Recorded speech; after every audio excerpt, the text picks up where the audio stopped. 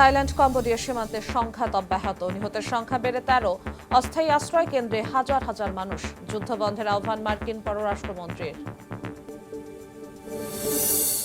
Ukraine ইস্যুতে ইউরোপের কঠোর সমালোচনায় ট্রাম্প বললেন, যুদ্ধক্ষেত্রে অনেক এগিয়ে রাশিয়া। মস্কোকে ভূখণ্ড ছাড় না দিয়ে ওয়াশিংটনকে নতুন শান্তি প্রস্তাব দেবে কিয়েভ।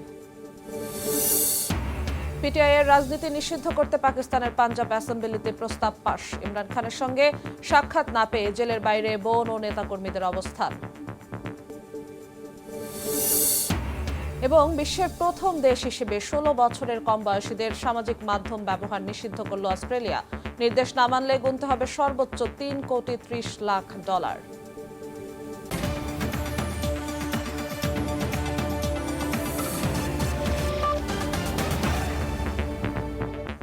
আন্তর্জাতিক সময়ের সঙ্গে আছি আমি জিন্নাতারা যশোয়া। শুরুতেই দেশের খবর। জাতীয় নির্বাচনের তফসিল নিয়ে সিইসির ভাষণ রেকর্ডের পর তফসিল ঘোষণার সময় জানাবে নির্বাচন কমিশন। বঙ্গভবনে রাষ্ট্রপতির সঙ্গে সাক্ষাৎ করেছেন সিইসি সহ 4 কমিশনার। বিস্তারিত জানাতে এই মুহূর্তে আগারগাঁওয়ে নির্বাচন কমিশন ভবনে আছেন সহকর্মী কাউসারা চৌধুরী কুমু। সরাসরি যাচ্ছি তার কাছে।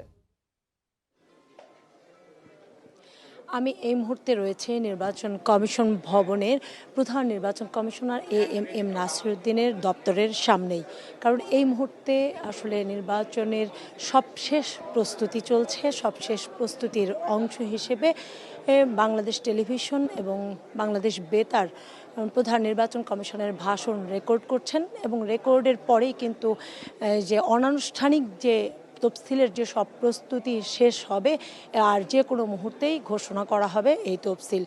এই মুহূর্তে যেহেতু তফসিলের রেকর্ড চলছে, অর্থাৎ আমি বললাম যে অনানুষ্ঠানিক সমস্ত কার্যক্রম শেষ এবং এই তফসিলের মধ্যে থাকবে প্রার্থী ভোটের তারিখ, প্রার্থীদের মনোনয়নপত্র সংগ্রহ, জমা দেয়া, প্রত্যাহার, প্রতীক এসবের তারিখ নির্ধারণ থাকবে এবং অর্থাৎ সময়সূচিগুলো উল্লেখ থাকবে এবং এছাড়াও ভোটের যাবতীয় অংশ এবং দেশবাসীর উদ্দেশ্যে আসলে পরামর্শ এবং আহ্বানও থাকবে প্রধান নির্বাচন কমিশনারের। তবে দেশবাসীর উদ্দেশ্যে প্রধান নির্বাচন কমিশনার কি বলবেন সেটি হয়তো আমরা তফসিলের মধ্য দিয়েই, ভাষণের মধ্য দিয়েই জানতে পারবো। আমরা ইতিমধ্যে দেখেছি যে দুপুরে সবশেষ যে প্রস্তুতির অংশ সেটি কিন্তু বঙ্গভবনে রাষ্ট্রপতির সাথে সাক্ষাৎ করে ভোটের সার্বিক সহযোগিতা চেয়েছে এবং ভোটের যে প্রস্তুতি সেই বিষয়গুলো নিয়েও রাষ্ট্রপতিকে অবহিত করেছে নির্বাচন কমিশন এবং সর্বোচ্চ সহযোগিতার আশ্বাস দিয়েছে রাষ্ট্রপতি মহোদয় নিজেও। তো সব কিছু মিলিয়ে আসলে নির্বাচন কমিশন তফসিল ঘোষণার মধ্য দিয়েই মূলত ভোটের ট্রেনে উঠে যাবে এবং তারপর থেকেই শুরু হবে তাদের নির্বাচন কমিশনের যে ক্ষমতার প্রয়োগ, সেটি কিন্তু পুরোটাই নির্বাচন কমিশনের হাতে চলে আসবে। মাঠ প্রশাসন থেকে শুরু করে আইন শৃঙ্খলা বাহিনী সব কিছুই কমিশনের নির্দেশেই চলবে। কমিশন যেখানে যেভাবে করে আসলে চাইবেন সেটি কমিশনের হাতে, অর্থাৎ কেউ কোনো ধরনের যারা পদোন্নতি বলেন অথবা ট্রান্সফারের বিষয়টি সেটিও কিন্তু সরকারের কেউই আর করতে পারবে না। একমাত্র নির্বাচন কমিশনের এখতিয়ার হবে যে নির্বাচন কমিশন যেখানে যাকে চাইবেন সেখানেই সরকার দিতে বাধ্য থাকবে। যেহেতু অতীতে আমরা দেখেছি যে বিশেষ করে বিগত নির্বাচনগুলোতে সেখানে বলা হতো যে দলীয় সরকারের অধীনে নির্বাচন হচ্ছে, এটি নিয়ে মানুষের দ্বিধান্বিত ছিল, কিন্তু এবার যেহেতু একটি অন্তর্বর্তীকালীন সরকারের অধীনে নির্বাচন হবে সেক্ষেত্রে নির্বাচন সুষ্ঠু করার জন্য কমিশনের সর্বোচ্চ চেষ্টা থাকবে বলে সবার প্রত্যাশা রয়েছে। এই ছিল এখানকার সবশেষ পরিস্থিতি। আগারগাঁওয়ে নির্বাচন কমিশন ভবন থেকে সরাসরি যুক্ত হয়েছিলেন সহকর্মী কাউসারা চৌধুরী কুমু। এবার আন্তর্জাতিক খবর। থাইল্যান্ড কম্বোডিয়ার নতুন সীমান্ত উত্তেজনায় নিহতের সংখ্যা বেড়ে দাঁড়িয়েছে 13 জনে। কম্বোডিয়ার প্রতিরক্ষা মন্ত্রণালয়ের দাবি, সীমান্তে থাইল্যান্ডের বিরুদ্ধে তাদের হামলা ছিল আত্মরক্ষামূলক এবং সামরিক ঘাঁটি লক্ষ্য করে। দ্বিপক্ষীয় আলোচনার জন্য প্রস্তুত বলেও জানিয়েছে নমপেন। তবে থাইল্যান্ডের পররাষ্ট্রমন্ত্রী সাফ জানিয়েছেন কম্বোডিয়াকেই প্রথম পদক্ষেপ নিতে হবে। এদিকে সংঘর্ষের পর দুদেশের হাজার হাজার মানুষ অস্থায়ী আশ্রয় কেন্দ্রে অবস্থান করছেন। সংঘাত বন্ধের আহ্বান জানিয়েছেন মার্কিন পররাষ্ট্রমন্ত্রী মার্কো রুবিও। যুদ্ধবিরতির মধ্যেই উত্তাল থাইল্যান্ড কম্বোডিয়া সীমান্ত। থাইল্যান্ডের সেনাবাহিনী মঙ্গলবার কম্বোডিয়ার শ্রানুগুতে একটি সংযোগ স্থল এবং ক্যাসিনো কমপ্লেক্সে ট্যাঙ্ক ও বিমান হামলা চালিয়েছে। সামরিক সূত্র জানিয়েছে এই স্থানটি কম্বোডিয়ার সেনাদের অস্ত্র সংরক্ষণের জন্য ব্যবহার করা হয়, আর এই হামলার জবাব দিয়েছে কম্বোডিয়ার সামরিক বাহিনী। দুই দেশের এই সীমান্ত যুদ্ধে হতাহতের সংখ্যা বেড়েই চলেছে। কম্বোডিয়ার প্রতিরক্ষা মন্ত্রণালয়ের মুখপাত্র জানান, থাইল্যান্ডের বিরুদ্ধে হামলা সম্পূর্ণ আত্মরক্ষামূলক এবং কেবল সামরিক লক্ষ্যবস্তুতে সীমাবদ্ধ ছিল। তিনি দাবি করেন নমপেনের সেনাদের অন্য কোনো উপায় ছিল না, তাই প্রতিরক্ষা ব্যবস্থা গ্রহণ করা হয়েছে। একই সঙ্গে দেশটির প্রধানমন্ত্রী হুন মানেতের উপদেষ্টা সুওস ইয়েরা জানান, তারা এখনই থাইল্যান্ডের সঙ্গে দ্বিপক্ষীয় আলোচনার জন্য প্রস্তুত। তবে থাইল্যান্ডের পররাষ্ট্রমন্ত্রী সাফ জানিয়ে দিয়েছেন, কম্বোডিয়াকে প্রথম পদক্ষেপ নিতে হবে এবং তৃতীয় পক্ষের মধ্যস্থতা এই পরিস্থিতিতে সম্ভব নয়। এছাড়া তিনি আরও সতর্ক করেছেন, সীমান্তে নতুন সংঘর্ষ ঠেকাতে চাপ হিসেবে শুল্ক হুমকি ব্যবহার করা উচিত নয়। সীমান্ত উত্তেজনার পর ঘরছাড়া হয়েছেন দুই দেশের হাজার হাজার মানুষ। থাইল্যান্ডে প্রায় ৫১,১৪৭ জন মানুষ অস্থায়ী আশ্রয়ে স্থানান্তরিত হয়েছে। ৪টি সীমান্ত প্রদেশে ৩২৫টি শেল্টার তৈরি করা হয়েছে, যেখানে স্বাস্থ্যসেবা কর্মীরা ক্ষতিগ্রস্তদের চিকিৎসা করছেন। কম্বোডিয়ায় প্রায় ৫৪,৫৫০ জন মানুষ আশ্রয় নিয়েছেন। চীনের পররাষ্ট্র মন্ত্রণালয়ের মুখপাত্র দুই পক্ষকে উত্তেজনা কমাতে এবং সংঘর্ষ আর না বাড়িয়ে সংযম দেখানোর আহ্বান জানিয়েছেন। তিনি বলেন, চীন উভয় দেশের বন্ধু হিসেবে গঠনমূলক ভূমিকা রাখতে প্রস্তুত। পাশাপাশি যুদ্ধবন্ধের আহ্বান জানিয়েছেন মার্কিন পররাষ্ট্রমন্ত্রী মার্কো রুবিও। মালিহা সুহরওয়ার্দী, সময় সংবাদ। গাজার অন্তর্বর্তী সরকারের কার্যক্রমের তদারকির জন্য গঠিত হতে যাওয়া বোর্ড অব পিসে রাখা হচ্ছে না যুক্তরাজ্যের সাবেক প্রধানমন্ত্রী টনি ব্লেয়ারকে। ইরাক যুদ্ধের সময় তার ভূমিকা ঘিরে কয়েকটি আরব দেশের আপত্তির পর এই সিদ্ধান্ত নেওয়া হয়েছে বলে জানিয়েছে ফিনান্সিয়াল টাইমস। ট্রাম্প পরিকল্পিত যুদ্ধবিরতি ব্যবস্থায় ব্লেয়ারের বড় ভূমিকা থাকার কথা ছিল। 10 অক্টোবর থেকে শুরু হওয়া যুদ্ধবিরতির প্রথম ধাপের পর দ্বিতীয় ধাপে গাজার অন্তর্বর্তী প্রশাসন পর্যবেক্ষণে বোর্ড অব পিস গঠনের কথা। মার্কিন প্রেসিডেন্ট ট্রাম্পের পছন্দেই ব্লেয়ারের গুরুত্বপূর্ণ দায়িত্ব পাওয়ার কথা থাকলেও ইরাক যুদ্ধের স্মৃতি তুলে আরব দেশগুলো এতে আপত্তি জানায়। সূত্র বলছে, যুক্তরাষ্ট্র ও ইসরায়েল তাকে বোর্ডে চাইছে, তবে আরব ও মুসলিম দেশগুলো তার ভূমিকা নিয়ে আস্থাহীন। যুদ্ধক্ষেত্রে রাশিয়া ইউক্রেনের চেয়ে অনেক এগিয়ে আছে উল্লেখ করে জেলেনস্কির কড়া সমালোচনা করেছেন মার্কিন প্রেসিডেন্ট ডোনাল্ড ট্রাম্প। একই সঙ্গে তিনি দাবি করেন, যুদ্ধ বন্ধে ইউরোপীয় নেতাদের কোনো ভূমিকা নেই। গণমাধ্যম পলিটিকোকে দেয়া এক সাক্ষাৎকারে ইউরোপকে দুর্বল আর ক্ষয়িষ্ণু বলে সরাসরি আক্রমণ করেন ট্রাম্প। এদিকে লন্ডনে ইউরোপীয় নেতাদের সঙ্গে বৈঠকের পর জেলেনস্কি জানান, মস্কোর কাছে কোনো ভূখণ্ড ছেড়ে না দেওয়ার অবস্থান বজায় রেখে হোয়াইট হাউসের নতুন শান্তি প্রস্তাব দেওয়ার প্রস্তুতি নিচ্ছে ইউক্রেন। ইউক্রেন যুদ্ধ বন্ধে শুরু থেকে ইউরোপ ও যুক্তরাষ্ট্র বিভিন্ন উদ্যোগ নিয়েছে, তবে এবার এই যুদ্ধ বন্ধে ইউরোপের ভূমিকা পুরোপুরি খারিজ করে দিয়েছেন মার্কিন প্রেসিডেন্ট ডোনাল্ড ট্রাম্প। পলিটিকোকে দেয়া এক সাক্ষাৎকারে ইউরোপীয় নেতাদের দুর্বল ও দিশেহারা হিসেবে আখ্যা দিয়ে তিনি অভিযোগ করেন, এ নেতারা শুধু কথায় বলে যাচ্ছেন, তবে যুদ্ধ থামাতে কোনো উদ্যোগ নিচ্ছেন না। ট্রাম্প হুঁশিয়ারি দিয়ে বলেন, এখনই শান্তি চুক্তিতে সম্মত না হলে বড় বিপদে পড়বে জেলেনস্কি। একই সঙ্গে ইউক্রেনের সাধারণ নির্বাচনের আহ্বান জানান মার্কিন প্রেসিডেন্ট। সোমবার ইউরোপীয় ও ন্যাটো নেতাদের সঙ্গে বৈঠকের পর জেলেনস্কি আরও জানান, ইউক্রেন রাশিয়ার কাছে কোনো ভূখণ্ড হস্তান্তর করবে না। জেলেনস্কি এও জানান, ইউরোপ এবং যুক্তরাষ্ট্রের সমর্থন ছাড়া ইউক্রেনের টিকে থাকা সম্ভব না। ইউক্রেনকে সহায়তা করতে ইউরোপে আটকে থাকা রাশিয়ার প্রায় 100 বিলিয়ন পাউন্ড মূল্যের সম্পদ দেওয়ার বিষয়ে গুরুত্বপূর্ণ অগ্রগতি হয়েছে বলে জানিয়েছে যুক্তরাজ্য। ব্রিটিশ প্রধানমন্ত্রীর কার্যালয় আশা করছে কয়েকদিনের মধ্যে এই বিষয়ে একটি চূড়ান্ত চুক্তি সম্পন্ন হতে পারে। রাশিয়ার সেনাবাহিনী জানিয়েছে, ইউক্রেনের রুশ বাহিনী পুরো ফ্রন্ট লাইনে অগ্রসর হচ্ছে এবং মির্নোগ্রাদ শহর ঘেরাও করে ইউক্রেনীয় সেনাদের লক্ষ্য করে হামলা চালানো হচ্ছে। মালিহা সুহরওয়ার্দী, সময় সংবাদ। পাকিস্তানের সাবেক প্রধানমন্ত্রী ইমরান খান ও তার দল পাকিস্তান তেহরিক ইনসাফকে রাজনীতি থেকে নিষিদ্ধ করার প্রস্তাব পাশ করেছে পাঞ্জাব অ্যাসেম্বলি। প্রস্তাবে দাবি করা হয়, ইমরান খান রাষ্ট্রবিরোধী বক্তব্য দিয়ে দেশে বিশৃঙ্খলা তৈরি করেছেন। ইমরান খানের সঙ্গে দেখা সাক্ষাতের উপর নিষেধাজ্ঞা দেয়ায় আদিয়ালা জেলের বাইরে অবস্থান নিয়েছে তার বোন সহ দলের নেতাকর্মীরা।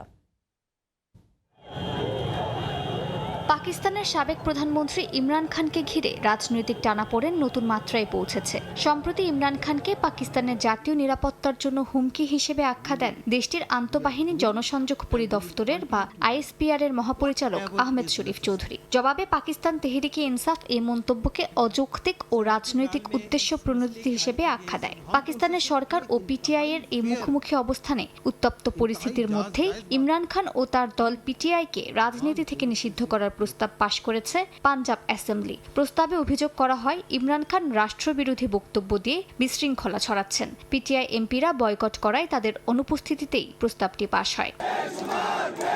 ইমরান খানের কারামানবিক পরিস্থিতি নিয়েও দেশজুড়ে বিতর্ক তুঙ্গে। পাকিস্তানের রাওয়ালপিন্ডির আদিয়ালা কারাগারের কাছে অবস্থান ধর্মঘট শুরু করেছেন ইমরান খানের বোন আলেমা খান। পাকিস্তানের গণমাধ্যম ডনের প্রতিবেদন অনুযায়ী ইমরানের সঙ্গে আবারও দেখা করতে অস্বীকৃতি জানানোর পর তিনি অবস্থান ধর্মঘট শুরু করেন। এর আগে ইমরান খানের বোনরা অভিযোগ করেন তাকে নিয়মিত স্বাস্থ্য পরীক্ষা করানো হচ্ছে না এবং মানসিক নির্যাতন করা হচ্ছে।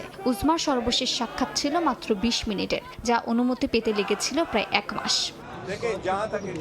পিটিআই এর চেয়ারম্যান ব্যারিস্টার গওহর আলী খান হুঁশিয়ারি দিয়ে বলেছেন, পিটিআই প্রতিষ্ঠাতা কখনোই মাইনাস হতে পারেন না। পাকিস্তানি সংবাদ মাধ্যম জিও নিউজকে দেয়া সাক্ষাৎকারে তিনি দাবি করেন, এখনো ইমরান পাকিস্তানের মানুষের সমর্থিত একটি প্রধান রাজনৈতিক শক্তির নেতা।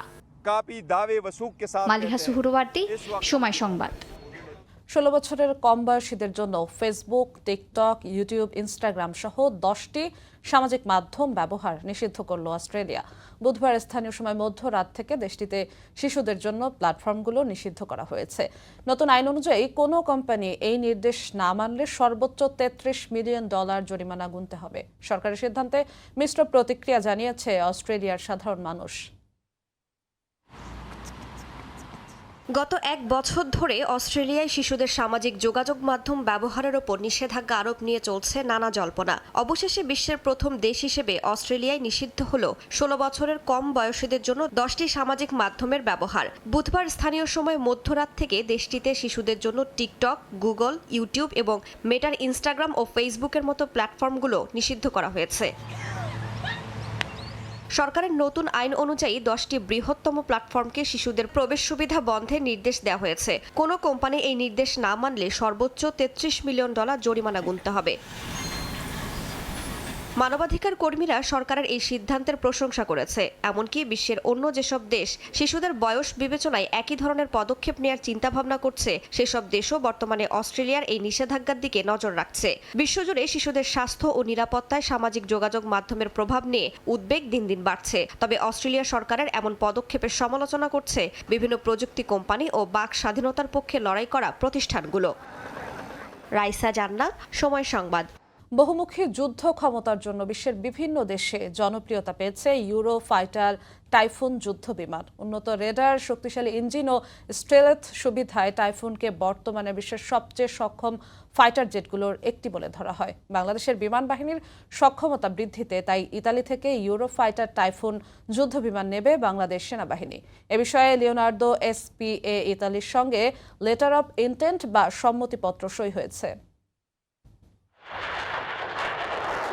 সামরিক সক্ষমতায় নতুন মাত্রা যোগ করতে অত্যাধুনিক প্রযুক্তির ইউরো ফাইটার টাইফুন যুদ্ধ বিমান কেনার সিদ্ধান্ত নিয়েছে বাংলাদেশ সেনাবাহিনী। এর মধ্যেই বাংলাদেশ বিমান বাহিনী ও লিওনার্দো SPA ইতালির মধ্যে লেটার অফ ইন্টেন্ট বা সম্মতিপত্র সই হয়েছে। ব্রিটেন, জার্মানি, ইতালি ও স্পেনের যৌথ নির্মিত এই বিমান বহু দেশের বিমান বাহিনীতে ব্যাপকভাবে ব্যবহৃত হচ্ছে। টাইফুন জেটের সবচেয়ে বড় শক্তি এর বহুমুখী যুদ্ধ ক্ষমতা। আকাশে শত্রু দমন, দূর থেকে লক্ষ্যবস্তুতে আঘাত, নজরদারি, ইলেকট্রনিক যুদ্ধ ও শত্রুর বিমান প্রতিরক্ষা নিষ্ক্রিয় করা, সব ক্ষেত্রেই এটি কার্যকর। 2 ইঞ্জিন বিশিষ্ট এই বিমান 1 আসনের হলেও কিছু সংস্করণে 2 জন বসতে পারে। আধুনিক নকশার উইং বা ডানা উড্ডয়নের গতি বাড়ায়। শারীরিক গঠনে বিমানটি 15.96 মিটার লম্বা, 10.95 মিটার চওড়া এবং ওজন 11 টন। সর্বোচ্চ 23.5 টন ওজন নিয়ে উঠতে পারে এটি। 2টি EJ-200 টার্বোফ্যান ইঞ্জিনের জোরে ঘন্টায় প্রায় 2500 কিলোমিটার গতি তুলতে সক্ষম জেটটি 55,000 ফুটের বেশি উচ্চতায় উঠতে পারে এবং টানা প্রায় 2900 কিলোমিটার উঠতে পারে জ্বালানি পুনরায় না নিয়েই। বিমানটির যুদ্ধ ক্ষমতা বৃদ্ধিতে আছে উন্নত রেডার ব্যবস্থা। প্রথমে ASEA রাডার ব্যবহার করা হলেও নতুন সংস্করণে ব্যবহৃত হয়েছে ক্যাপ্টার ই। ন্যাটো মানসম্পন্ন ডেটা লিঙ্ক, সেন্সর, বৈদ্যুতিক প্রতিরক্ষা ব্যবস্থা এবং হেলমেট মাউন্টেড টার্গেটিং সিস্টেমও রয়েছে। অস্ত্র হিসেবে আছে 27 মিলিমিটার কামান এবং 13টি হার্ড পয়েন্ট, যেখানে যুক্ত করা যায় M120, মিটিওর, আইরিস-T, পেভওয়ে বোমা, স্টর্ম শ্যাডো, ব্রিমস্টোন সহ আরও উন্নত ক্ষেপণাস্ত্র।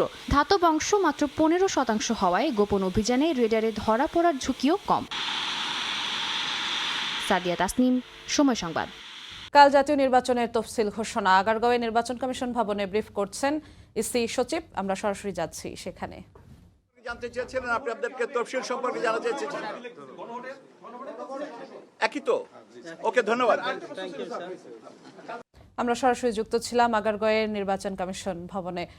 রাজধানীর কৃষিবিদ ইনস্টিটিউটে দেশ গড়ার পরিকল্পনা শীর্ষক আলোচনায় ভার্চুয়ালি যুক্ত হয়ে বক্তব্য রাখছেন বিএনপির ভারপ্রাপ্ত চেয়ারম্যান তারেক রহমান। আমরা চেষ্টা করছি সরাসরি যুক্ত হওয়ার। বৃদ্ধি পাবে, উৎপাদন বৃদ্ধি পাওয়ার ফলে আমরা দেশের সকল মানুষের কাছে পৌঁছে দিতে সক্ষম হব যে কৃষিজাত যে পণ্য যা দেশে উৎপাদিত হবে ন্যায্য একটি স্বাভাবিক মূল্যে আমরা পৌঁছে দিতে সক্ষম হব। এবং শুধু তাই নয়, ধীরে ধীরে পর্যায়ক্রমিকভাবে কৃষি রিলেটেড বহু শিল্প আছে। আমরা এখন গার্মেন্টস রফতানি করি, গার্মেন্টস রফতানির সাথে আরো অনেক জিনিস, হয়তো জুতো রফতানি করছি, অন্যান্য আরো অনেক কিছু রফতানি করছি আমরা। কিন্তু আস্তে আস্তে আমরা কৃষি রফতানিতে মনোযোগ দিতে পারবো। প্রিয় সহকর্মীবৃন্দ, আপনাদের অনেকেরই জানা আছে, সবাই না দেখলেও, বয়স সময়ের কারণে সবাই না দেখলেও আমিও দেখেছি, আমার একটু একটু মনে আছে। আমরা সরাসরি যুক্ত ছিলাম রাজধানীর কৃষিবিদ ইনস্টিটিউটে, সেখানে ভার্চুয়ালি বক্তব্য রাখছেন তারেক রহমান। এ ছিল আন্তর্জাতিক সংবাদ।